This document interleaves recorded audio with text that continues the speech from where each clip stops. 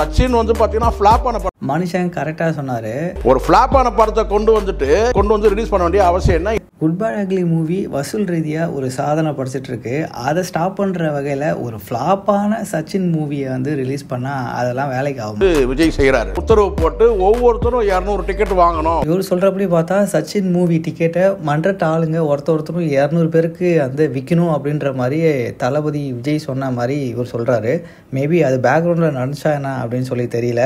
ஆனால் இப்போ சச்சின் மூவியை ரீரிலீஸ் பண்ணுறதுக்கு என்ன அவசியம் இருக்குது அப்படின்றது கேட்டால் குட் பேட் அக்லி மூவியோட வசூலை ஸ்டாப் பண்ணணும் அப்படின்னு நினைக்கிறாங்களா, இல்லை உண்மையாலுமே வந்து அவங்களுக்கு எந்த ஒரு காரணமும் இல்லாமல் அந்த படத்தை ரிலீஸ் பண்ணாங்களா அப்படின்றது எனக்கு தெரியல.